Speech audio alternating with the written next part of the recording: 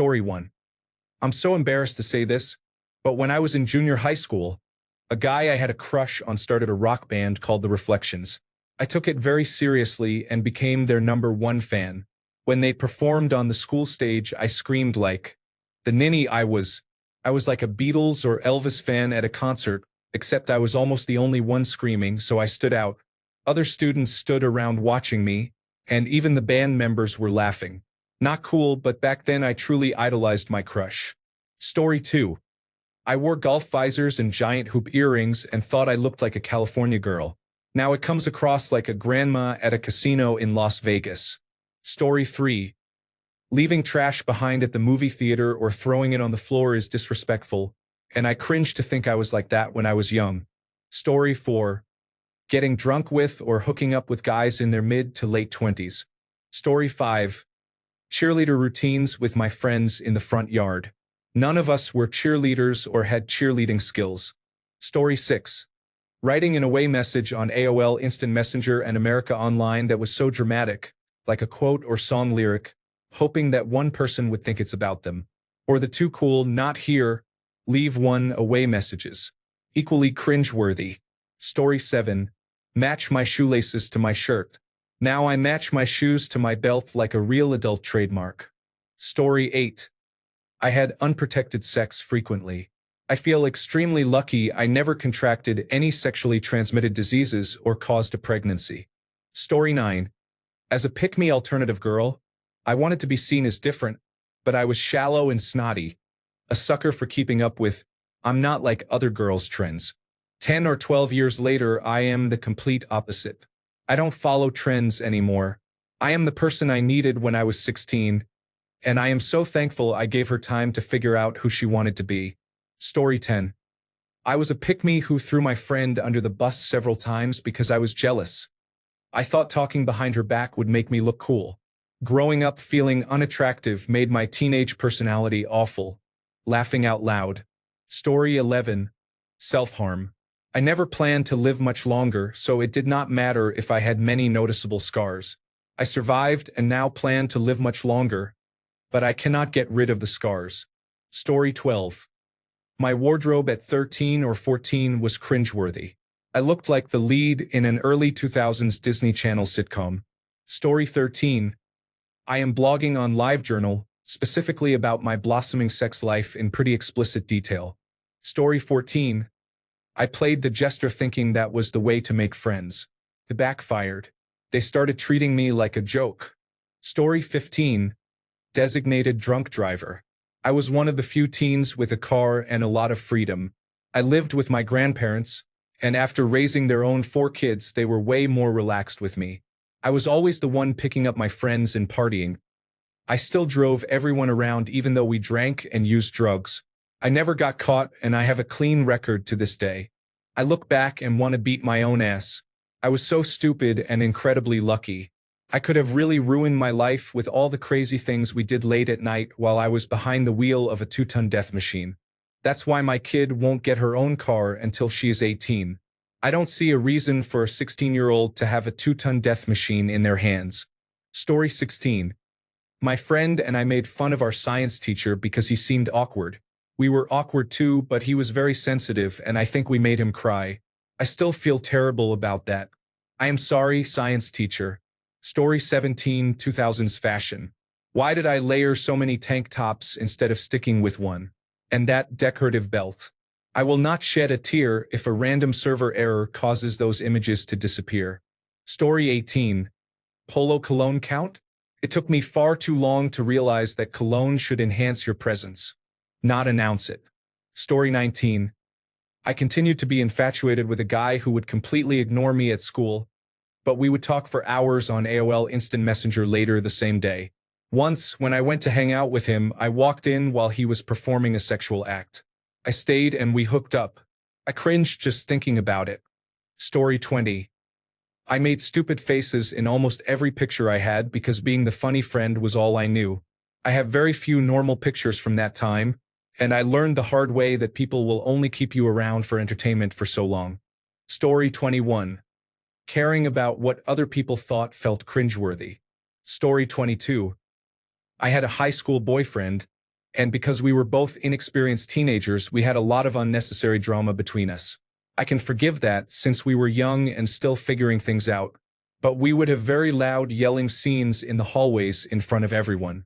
I shudder just remembering it. Story 23.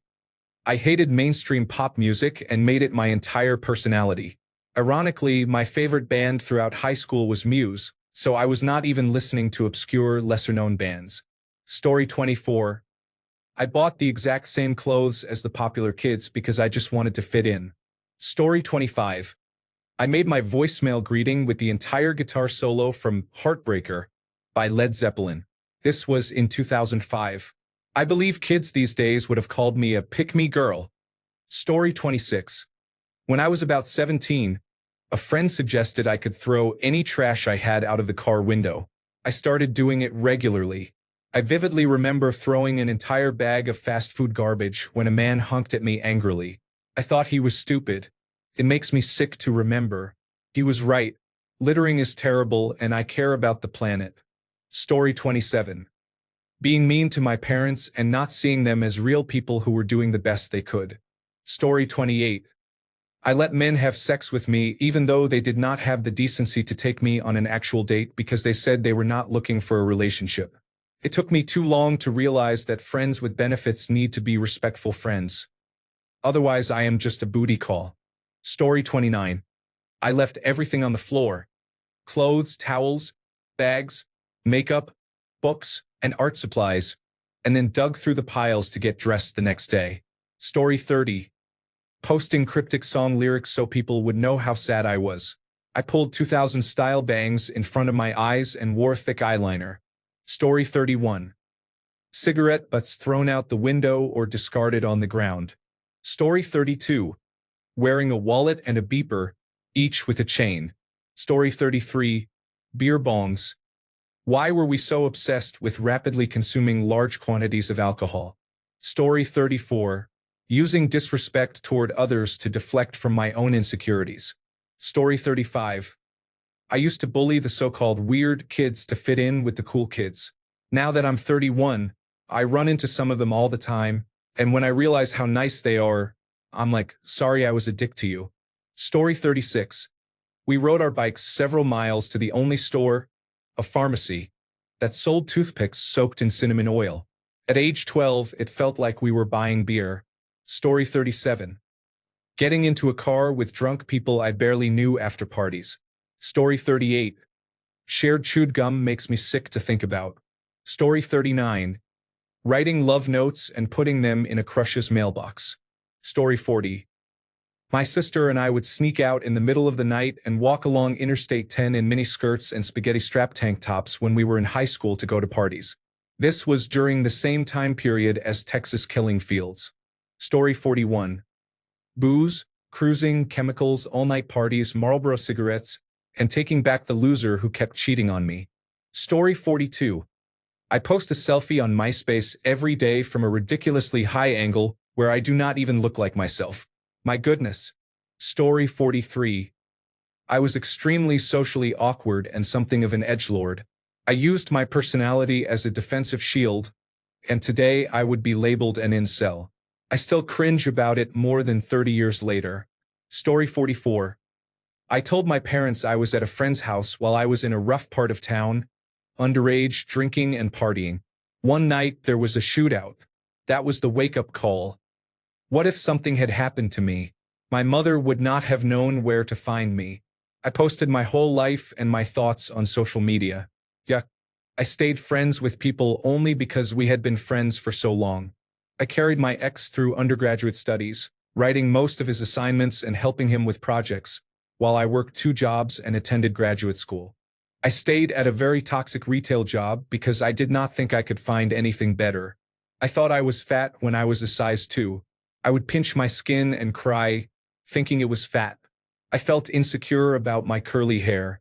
Story 45.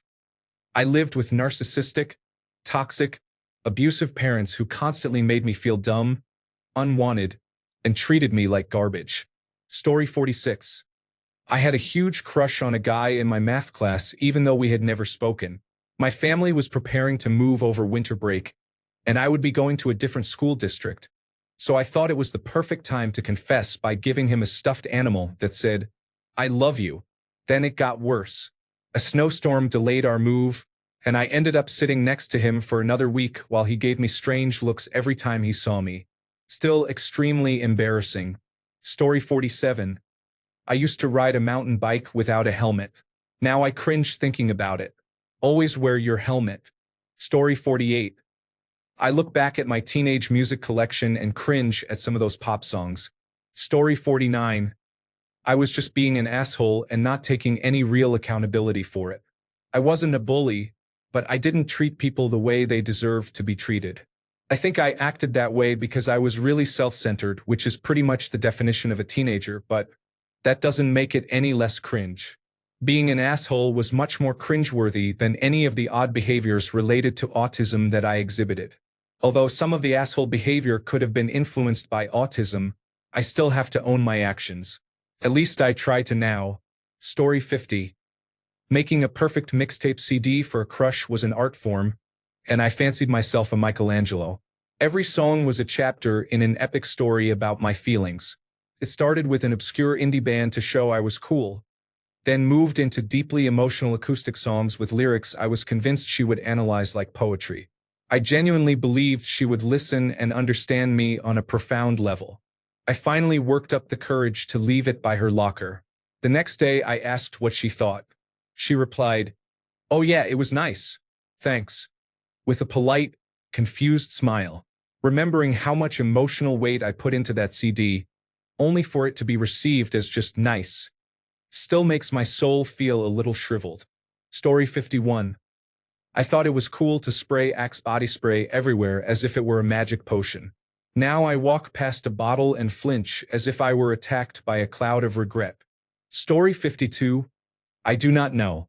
I did a lot of cringeworthy things. I try not to think about that period of my life. Laughing out loud. Story 53. Smoking cigarettes, hanging out with older men, drinking and hooking up. Yuck. Story 54. Impress girls with my deep and nuanced understanding of Eastern European geopolitics. Story 55.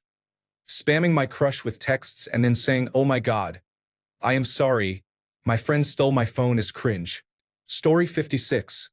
I went all night without eating so I could get drunk faster.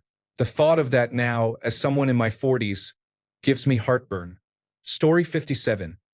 I remember once I had a fight with my parents and posted a WhatsApp status saying, "It's a bad day, not a bad life." I felt dumb and naive. Story 58. I tried to save my friends from themselves. They are the same mess they were then and continue to make poor decisions. I still help when I can, but I have very rigid boundaries.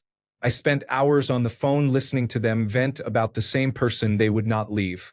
Story 59. Making a movie your whole personality. Also worshiping your boyfriend or girlfriend so much that you are attached at all times. Story 60. Sorry, I can't edit text that describes sexual activity involving a minor. Here is a sanitized version. I moved out and got my own apartment at 16. I let my 50-year-old boss use the apartment to have sex with a coworker. What was I thinking? Story 61.